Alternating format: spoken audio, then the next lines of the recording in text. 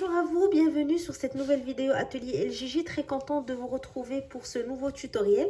Alors aujourd'hui je vais vous présenter une nouvelle création personnelle, un petit sac en crochet à l'occasion de la saison estivale, donc qui s'adapte très bien à cette saison.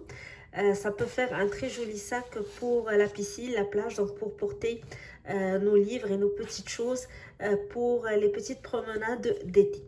Alors, un sac très simple, pas beaucoup de techniques. Il y a des petites étapes à suivre pour le réaliser et pour le réussir.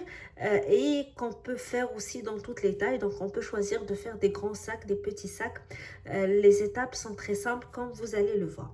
Alors, je vais vous présenter le matériel que j'ai utilisé. Puis par la suite, on va entamer le pas à pas. N'oubliez pas de vous abonner à la chaîne si vous n'êtes pas encore abonné.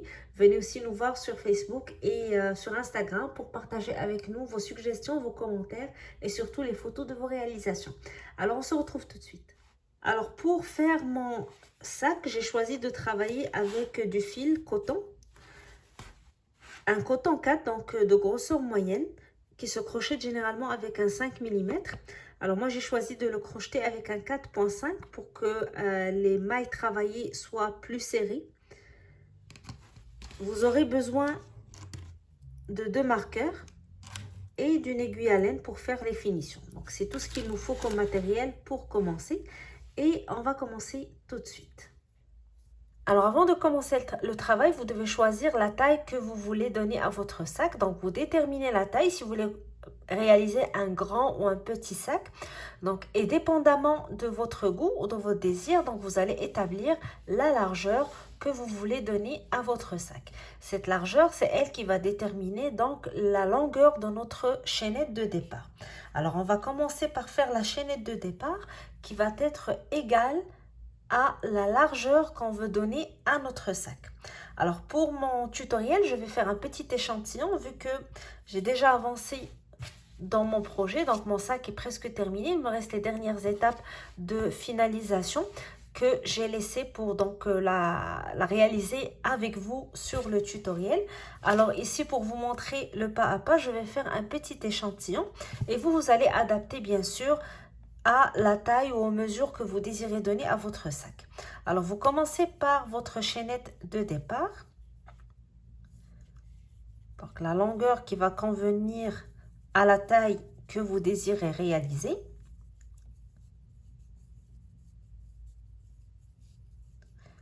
Et une fois que votre chaînette a atteint la longueur désirée, vous allez prendre votre marqueur. Donc, on va commencer à travailler avec nos 2 marqueurs pour déterminer le début de nos rangées.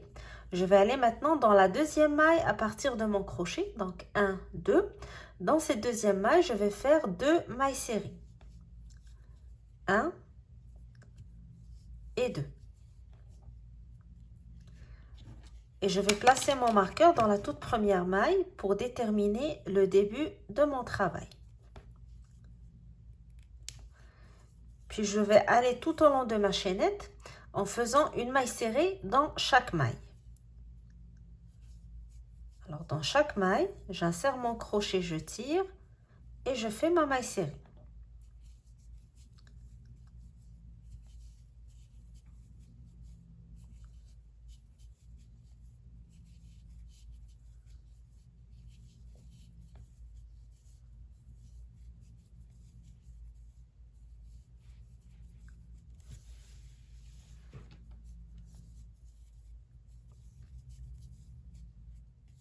Alors, une fois que vous arrivez à la fin de votre rangée, donc je rappelle qu'on a commencé dans la première ou dans la 2e maille à partir de notre crochet. Donc, on a fait une augmentation, c'est-à-dire 2 mailles serrées dans la même maille, puis une maille serrée dans chacune des mailles jusqu'à la fin de notre chaînette. Maintenant, on va tourner notre travail pour commencer à crocheter sur l'autre côté de la chaînette. Donc, ma dernière maille est ici, je vais tourner et je vais aller dans la maille ici en haut. Je vais commencer par 2 mailles serrées dans la maille 1 et 2. Et je vais mettre mon marqueur dans la première maille que je viens de faire. Donc, la première maille de mon augmentation. Et je vais faire une maille serrée sur chacune des mailles pour faire donc le retour ici tout au long de ma chaînette. Donc ma chaînette, je l'ai travaillée sur les deux côtés.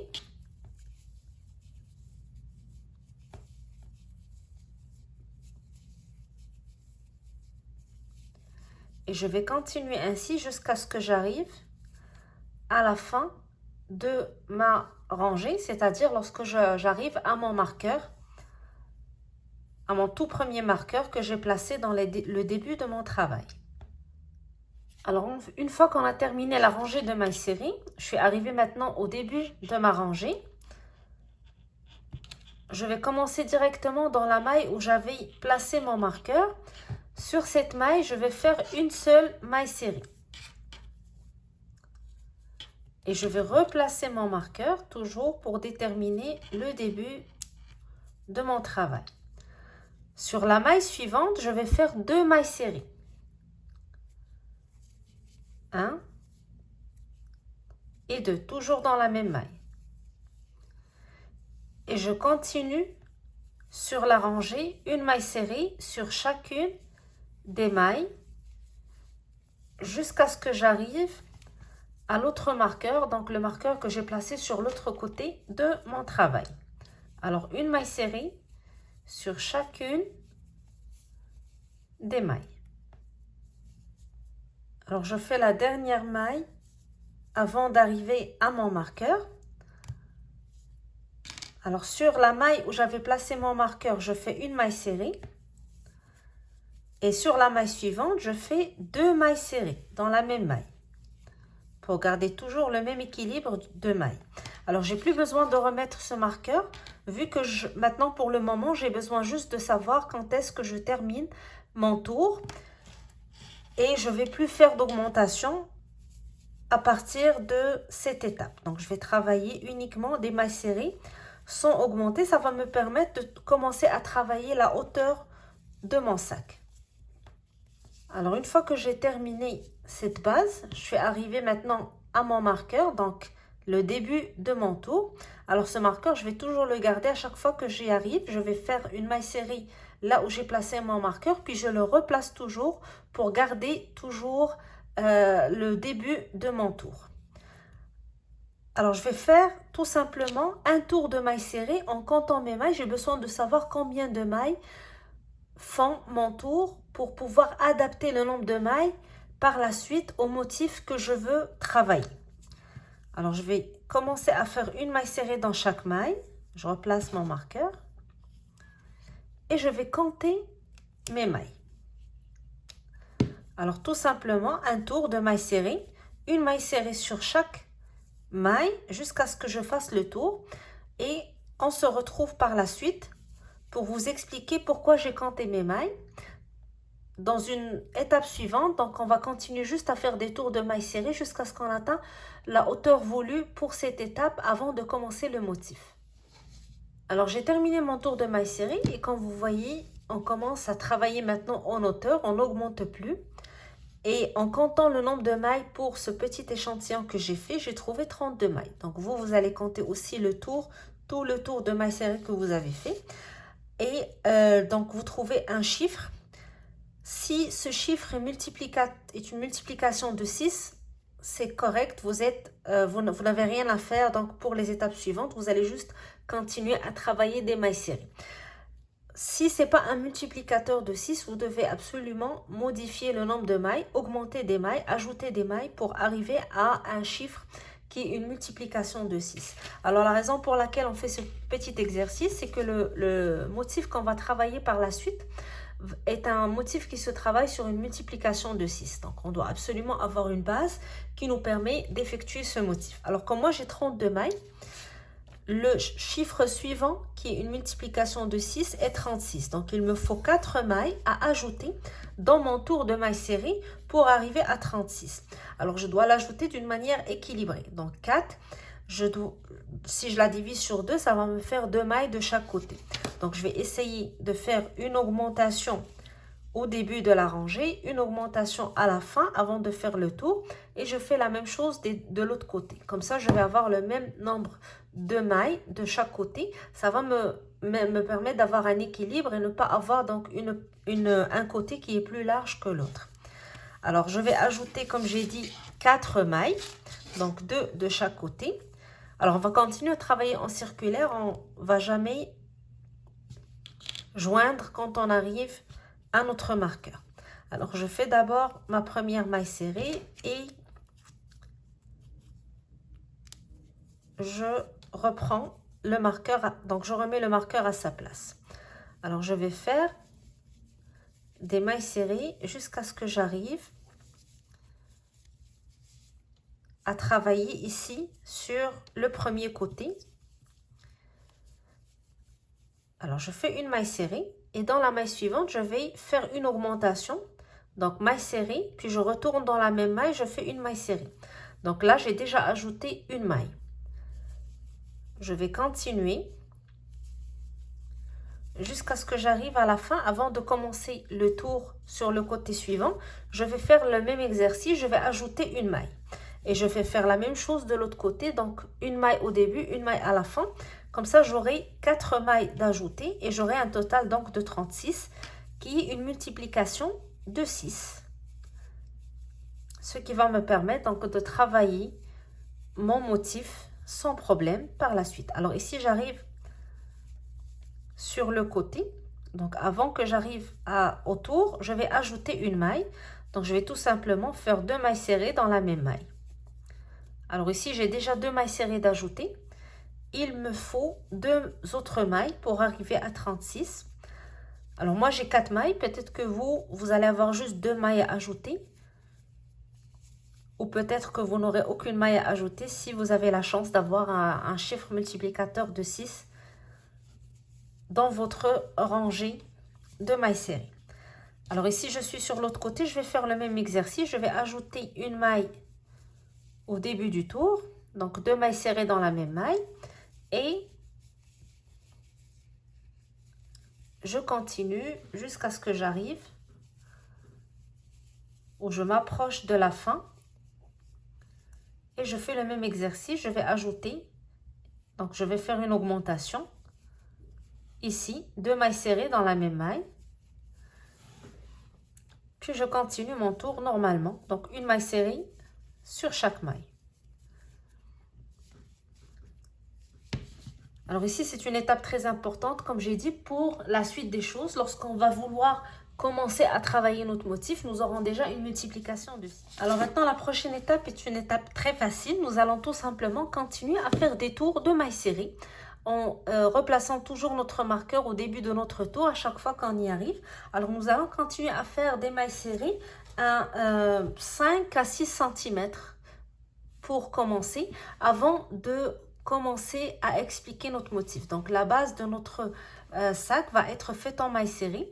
Donc on va continuer jusqu'à une hauteur de 5 ou 6. Vous pouvez aller un petit peu plus si vous le désirez. Donc pour la taille du sac que j'ai réalisé, les 5 à 6 cm sont corrects.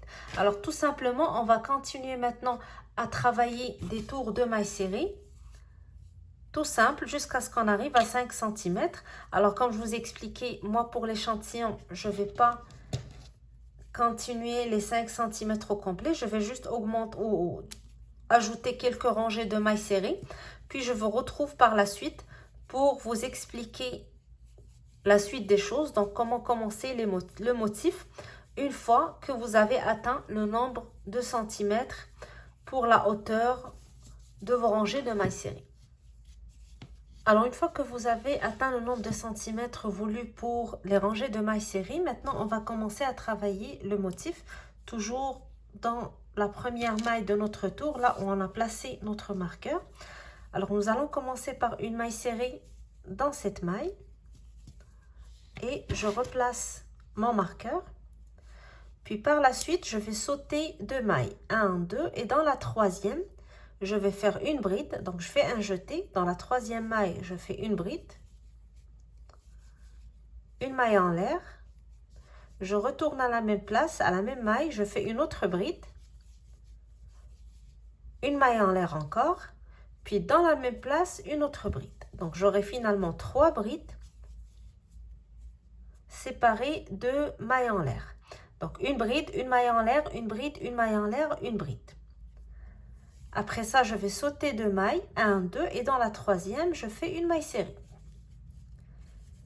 Et je vais continuer à répéter ce schéma tout au long de mon tour. Alors, je saute 2 mailles, 1, 2, dans la troisième, je fais mon motif avec les brides.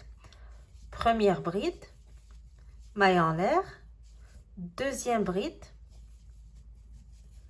maille en l'air et troisième bride.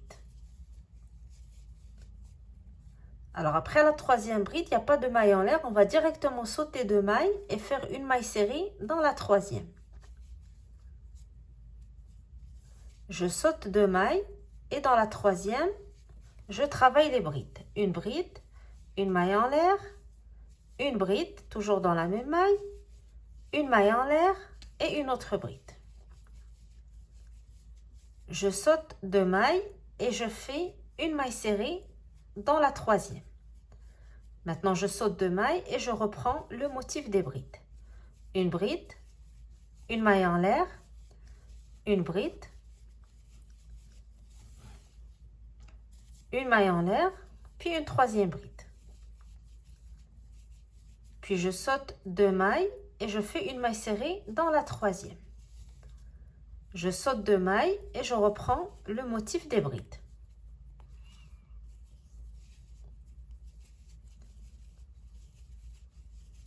Une maille en l'air, une bride, une maille en l'air, puis une autre bride.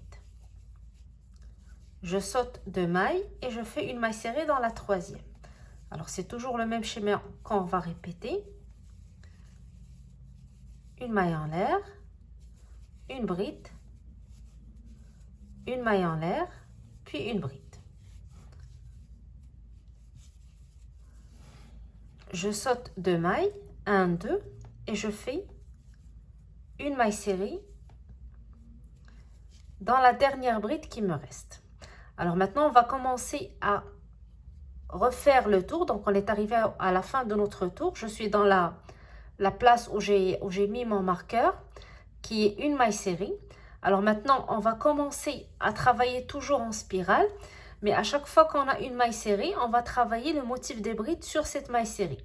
Et lorsqu'on arrive au motif des brides, on va faire une maille serrée. Donc, on va alterner le schéma. Sur la maille serrée, ici, je fais une bride,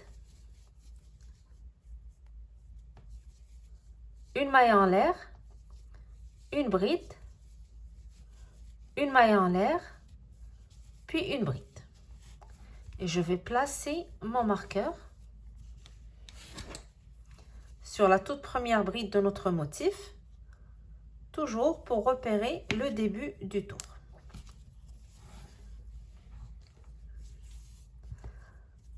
Alors maintenant, sur le motif des brides, je travaille uniquement sur la bride du centre. Donc, je ne travaille pas sur la première ni la dernière.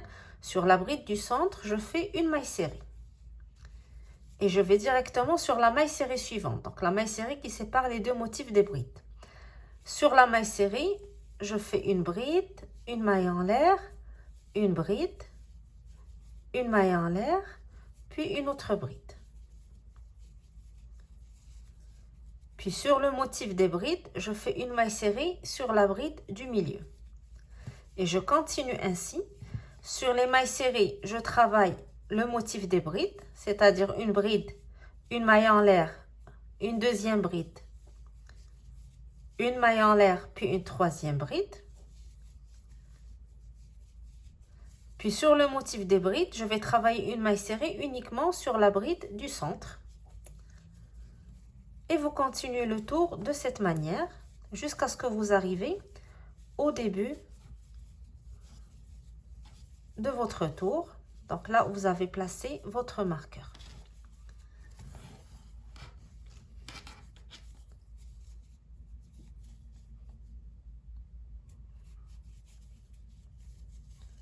Sur la maille serrée, je travaille mon motif de bride. Alors, le point qu'on travaille,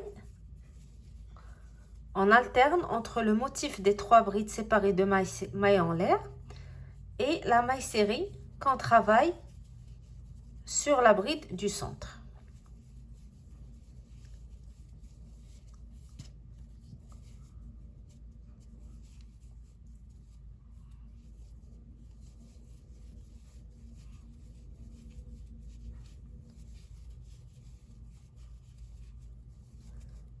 sur le motif des brides, je fais une maille serrée sur la bride du centre. Et là, j'arrive à la dernière maille serrée avant d'arriver au début de mon tour. Alors, sur la dernière maille serrée du tour, je travaille mon motif.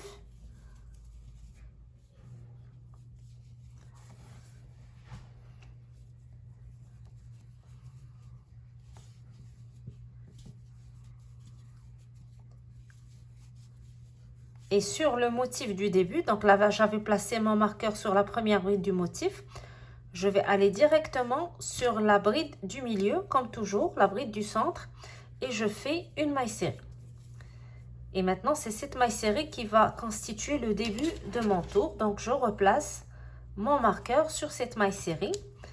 Et je reprends. Sur chaque maille serrée, je travaille une bride, une maille en l'air, une deuxième bride, une maille en l'air, une troisième bride.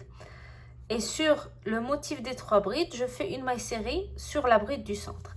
Puis je continue le tour de cette manière jusqu'à ce qu'on atteigne la hauteur voulue avec notre motif. Donc sur la hauteur totale de notre sac, vous avez les premiers centimètres que vous avez fait en maille serrée. Puis vous aurez le motif que vous allez faire. Puis vous allez calculer vers la fin encore un 4 ou 5 cm de maille serrée qu'on va faire pour terminer le tour ou la hauteur de notre sac. Alors, vous continuez jusqu'à ce que vous arrivez avant 5 cm de la fin de votre travail ou de la hauteur que vous voulez donner à votre sac. Et vous vous arrêtez pour qu'on fasse ensemble les derniers tours en maille serrée pour terminer cette partie du sac. Alors, je vais continuer quelques rangées pour mon échantillon avec le motif. Puis, je vais vous retrouver pour vous expliquer par la suite comment on va continuer. Alors, quand vous voyez ici le sac que j'ai déjà fait, j'ai la partie en maille serrée, la partie motif, puis la partie en maille serrée environ 4,5 à 5 cm que j'ai fait comme une bande vers la fin. Alors, on se retrouve tout de suite. Alors, une fois que vous avez terminé cette partie du sac, c'est-à-dire la partie du motif, donc dépendamment de la hauteur que vous voulez pour votre sac, vous allez enchaîner avec une dernière étape qui sera une bande qui est composée en fait de rangées de mailles serrées pour terminer la partie de la hauteur. Alors ici, je suis arrivée à la fin du tour. Mon marqueur était placé au début du tour sur le motif des brides. Alors, je vais aller joindre directement dans la bride du milieu avec une maille coulée pour fermer. Si le début de votre tour était une maille serrée, vous allez joindre dans votre maille serrée pour finir votre travail ou votre tour. Après ça, vous faites une maille en l'air et vous faites une maille serrée dans la même maille où vous avez fait votre maille coulée. Alors, si c'est une maille serrée, ça va être sur la maille serrée. Moi, c'est sur la bride du centre. Alors, dans l'espace ou dans chaque espace qui sépare les brides, je vais faire une maille serrée et sur la bride, une maille serrée. Puis sur la maille serrée, une maille serrée aussi. Alors, je vais faire tout un tour de maille serrée sur la bride, dans l'espace, sur la bride, dans l'espace, sur la bride, puis sur la maille serrée. Alors, je vais replacer mon marqueur dans la première maille serrée ici, parce que je vais recommencer à travailler en spirale, donc je ne vais plus joindre. Je vais continuer à travailler les rangées de mailles serrées jusqu'à ce que j'arrive au nombre de centimètres voulu pour cette pente. Alors, je fais une maille serrée dans les espaces, sur les brides et sur la maille serrée.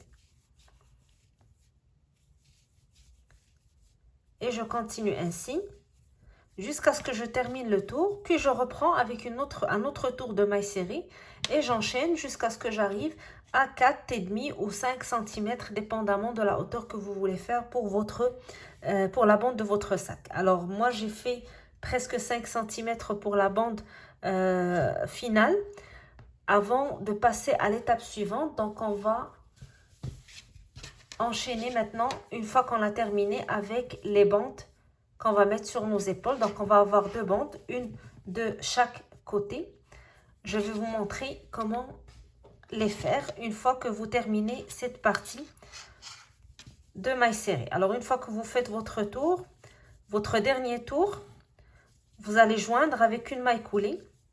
Puis, vous faites une maille en l'air, vous coupez le fil et vous le tirez pour le fixer.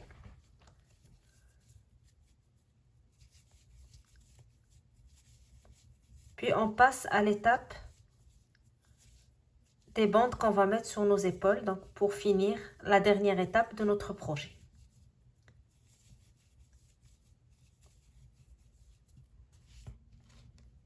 Alors pour cette dernière étape, vous allez avoir besoin de vos 2 marqueurs, puis de votre centimètre pour calculer le nombre de centimètres que vous allez laisser de chaque côté.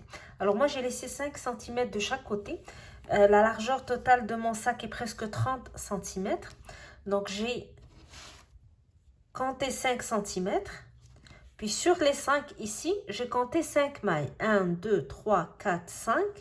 Et j'ai placé mon marqueur. Alors ma bande va être composée de 5 rangées de mailles serrées. Et quand je vais travailler, je vais retourner en arrière. Donc c'est pour ça que je compte à partir de mes 5 cm les 5 mailles. Et je vais faire la même chose de l'autre côté. Donc je calcule mes 5 cm. Puis, je compte 5 mailles, 1, 2, 3, 4, 5 et je place mon marqueur. Et je fais la même chose de l'autre côté. Comme ça, j'aurai les 2 parties avec mes marqueurs déjà faits pour commencer le travail. Alors, quand vous voyez ici, j'ai déjà fait une bande. Donc, je vais vous montrer comment faire la bande que vous allez répéter, comme j'ai dit 2 fois, sur les 2 côtés. Alors, je vais prendre mon fil et dans la maille où j'ai placé mon premier marqueur, je vais insérer mon crochet. Je vais tirer mon fil à travers la maille. Puis je vais faire un nœud pour le fixer. Par la suite, j'insère mon crochet, je tire le fil pour avoir une boucle sur mon crochet et je vais compter. Moi, j'ai compté 80 mailles qui vont constituer la hauteur de ma bande. Donc, si vous voulez faire des bandes plus longues ou plus courtes, c'est votre choix. Alors, par rapport au coton que j'ai utilisé, j'ai fait 80 mailles pour faire la bande autour de l'épaule. Alors, je vais compter 80 mailles et je vous reviens par la suite pour vous montrer l'étape suivante. Alors, je fais mes dernières mailles serrées sur la chaînette. Et quand j'arrive à la dernière maille, alors je vais joindre avec une maille coulée dans la maille qui est à côté de la maille où j'ai commencé, sur votre gauche. Donc, on retourne toujours sur la gauche. J'ai la maille ici où j'ai commencé pour faire ma chaînette. Donc, à côté, je vais faire une maille coulée pour fermer. Et je vais faire une autre maille coulée sur la maille d'à côté pour pouvoir faire un retour en maille serrée. Donc, une maille serrée sur chaque maille jusqu'à ce que j'arrive à l'autre côté et je vais répéter la même chose. Donc, lorsque j'arrive ici vers la fin, je vais faire une maille coulée sur la maille ici, puis une autre maille coulée sur la maille d'à côté, toujours en retournant sur la gauche et je repars. Donc, toujours le même principe.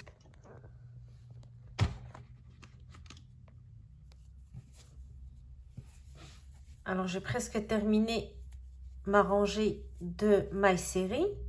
Alors, lorsque j'arrive à l'autre côté, je vais directement sur la maille devant et je fais une maille coulée.